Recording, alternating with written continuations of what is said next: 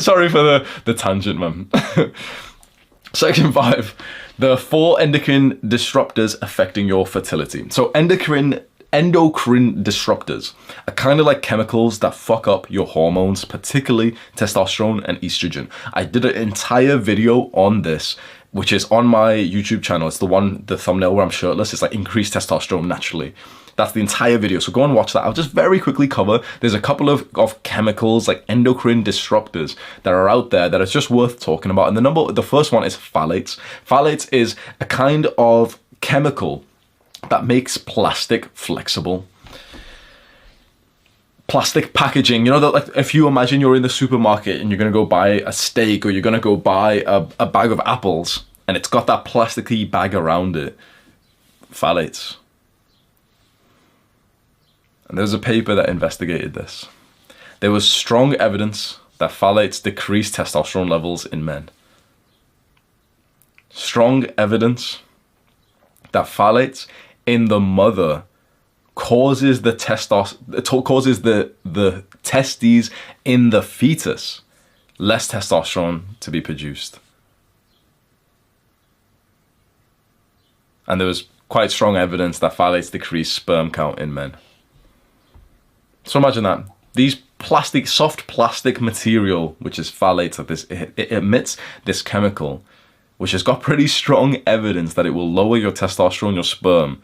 And whether your mother had it while she was pregnant with you, or your wife has it while she's pregnant with your son, it will literally mess up his testosterone for life, by the way. That's permanent.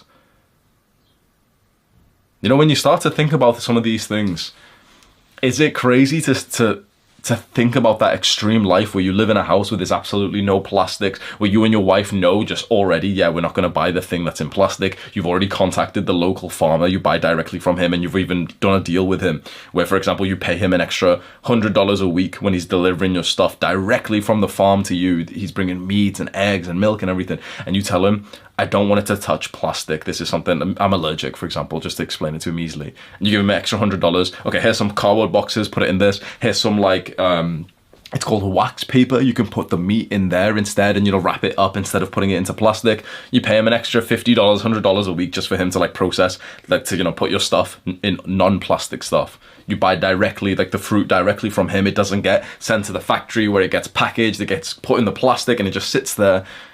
It seems a bit extreme, but again, for your future son's testosterone, is that extreme? Because it seems, you know, hard to do these things right now.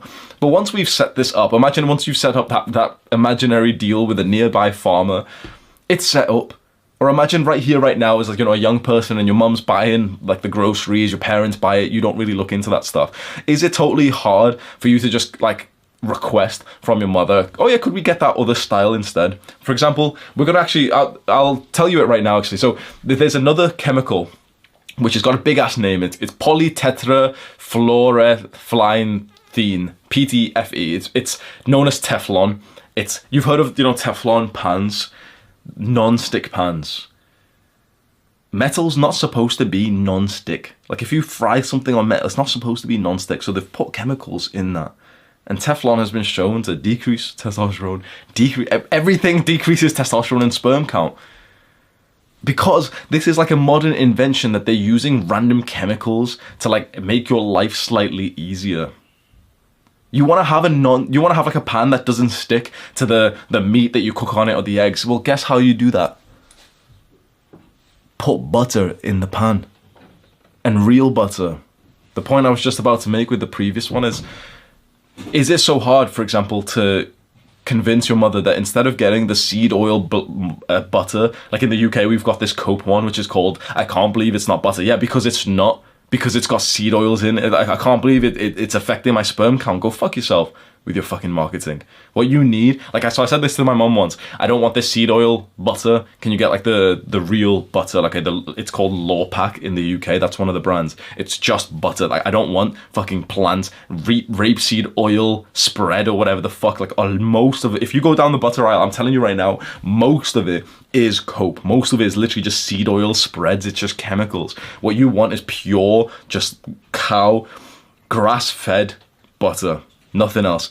She goes and she gets me a big tub of it. It's in a tub, right? It's in a plastic tub. That's bad by itself. And I'm literally just looking, I'm like, that's cope. That's definitely cope. The first word I see on top of the tub is spreadable. And I already know that I don't even have to look at the ingredients list. Cope. Imagine fat from your body. Is that spreadable? Is that spreadable? Imagine like pure fat. Is that spreadable? No, right? So I look at the ingredients list of this spreadable thing, like by the company that usually produces really good stuff. Rapeseed oil. They're putting extra shit in here. So I told her specifically, like, I should have said this the first time. Sorry, like, I'm not going to eat this. The exact, like, the one, butter, if you want to have the non-stick pan. Well, what you do is you get a pan that does stick. A pure cast iron stainless steel pan.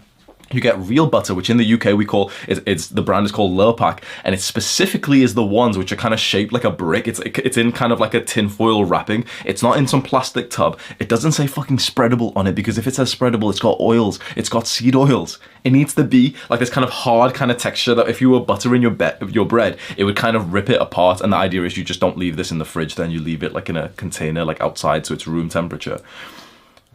Even when when you buy the right butter, if you buy the one that's spreadable, it's got extra seed oils that then fuck up your health. So is it that difficult, for example, for us to avoid this, and you tell your mother, can we just get this one? For example, you show her the exact picture of the one that you think is right. Can we get the apples that you can buy individually? Maybe we can go to like the farm store together instead of the ones that have already been processed. And you can just like, if you don't think your parents are going to understand this, you can just tell them like, oh, these ones just don't taste as good, please. Like, the farmers one, and then we can support the farmers, and it's just kind of like fun. We can go together, and you end up going to like the farmers market where you can literally buy like each individual apple like there, like it's in your hand, compared to like a bag with all the like plasticky, like just sperm killing material there. So that was number 4, but we'll just say that's number 2. So the third chemical is called bisphenol A. You've heard of this one before, BPA. You've heard of these plastic companies, or these companies that have like plasticky stuff. They market their products as BPA free. BPA free is cope. Now BPA, first of all, it makes plastics hard, so it's in everything, bro. The casing of this camera, it's got to be BPA. This phone, this computer mouse, hard plastic, probably BPA. Your phone case may be BPA. Like the Huel bottle. You've heard of the company Huel? A lot of YouTubers are doing sponsorships. BPA free.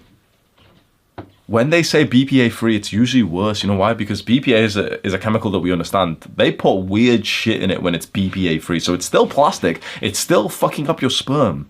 But now they use something called BPS, which is probably just as bad, or maybe even a little bit worse. So when it gets to this point, when I'm hearing, okay, soft plastics are bad for you, hard plastics are bad for you, BPA is bad for you, but if it says BPA free, that's also probably bad for you. At this point, boycott plastics. Just try your best to start one by one to replace the plastics around you. And it's as small as, for example, I just ordered a bunch of metal pens. So instead of using the normal plasticky ones, I just ordered a couple of metal ones because I journal for maybe an hour a day or something. So, okay, that's a small little change that I've made. And is it so hard for me for the rest of my life just to think I'm just someone who uses metal pens instead of the plastic ones? Now, there might be a time when I have to write something in some office or whatever it is. But I can just take control of that. And now that's probably a small amount of exposure compounded over my entire life that I've just gotten rid of. And pesticides. That's the 4th chemical. That is like an endocrine disruptor. So pesticides are chemicals that are put over plants, usually plants, to kind of kill the insects on them. And you've probably heard of this before. Think about it. They're putting chemicals over the vegetables and the foods that you eat, which kills little animals and insects. And then you eat that vegetable. Don't worry, they'll just wash it with a bit of water. And the water that they're washing it with is contaminated with birth control hormones.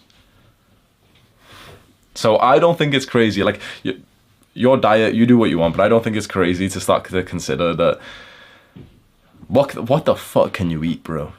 You can't have shit, can you? Just get naked and then just stand there in the sun and just hope that nothing touches you. And like, oh, you can't be in the sun either because the sun gives you cancer. There's nothing you can do anymore, bro. No matter what you try and do, there's some chemicals affecting you.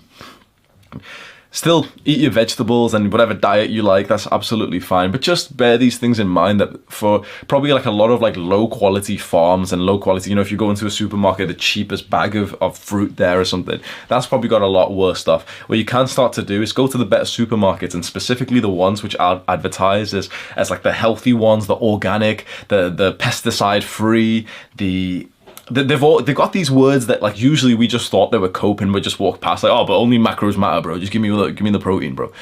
Now you're beginning to realize that those weird like skinny looking people who are going into like the organic part of the supermarket, which everything's more expensive, and we always just thought like, oh, it's stupid, it's got the same protein in it anyway. Well, there's actually a reason to go there, because you know what, the organic stuff is more expensive. Well, guess why?